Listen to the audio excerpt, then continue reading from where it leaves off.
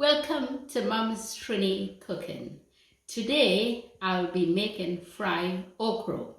If you want to see how I make my fried okra, keep watching. For this recipe you will need fresh okra, onion, oil, salt and pepper. And that's all that you need. I'm going to show you how I cut my okra up for frying. You cut the top of it off like this. And I leave the end of it off also. That's it.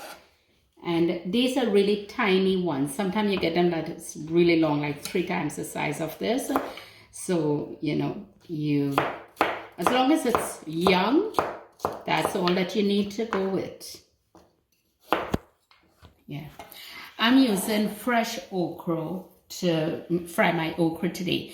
Long ago, I used to cut it and leave it overnight on a tray to dry out because we think that it fries better when it's dry.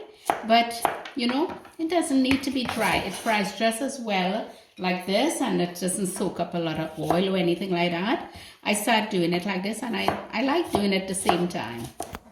Comes out perfect.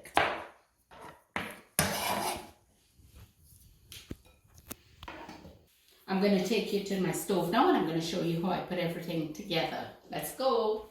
I'm going to be using a wide pot. It don't have to be very high. It's shallow, but it's very wide because then the okra can move around a lot in it and it fries really nice like this. I'm putting my oil in. And I know a lot of my subscribers have been asking me where I got my pot. I got it in Trinidad, in Princess Town, and I love cooking with it because it cooks everything so nice. I'm going to throw my okra in first. I'm not putting my onions and stuff yet. I like to put it 3/4 of the way. I'm going to let this fry as it is here, and I'll add my onion and peppers later on so it doesn't burn and remains nice and fresh in it.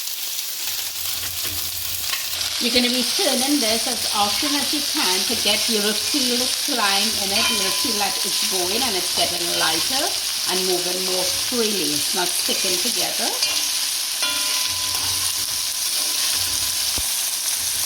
It might need around 10 or 15 minutes for frying. I'll let you know how this one turns out or how much time it took to do it.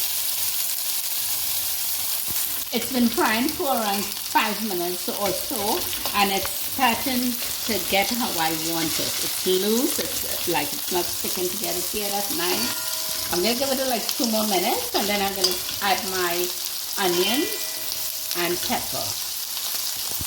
It's only been a minute, not 2, and I'm going to add my onions now and hot pepper and let it fry in there.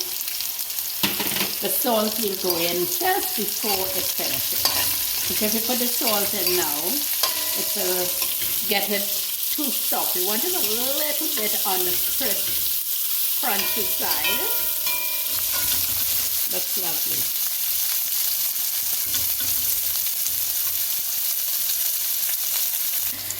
My onions have been frying there for around 2 minutes or so, and it's softened up enough that you get a sweetness coming from the onions. I'm going to add the salt in now, and it might just be another minute or 2 before it's all finished frying.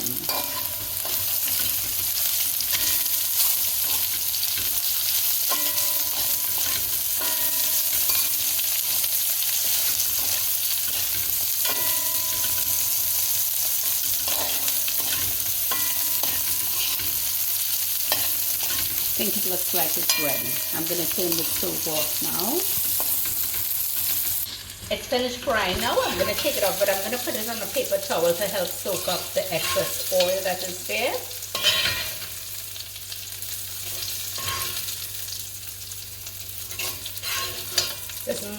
Doesn't have a lot of excess oil. It's nice and dry.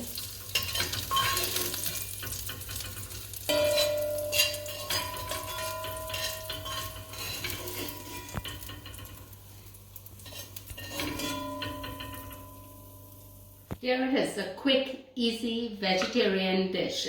You can fry it a little more on the crisp side if you want. We like it a little bit soft and a little bit crisp, and that's exactly what it is here. And you can eat it with sada roti. You can make sandwich with sada roti with it also.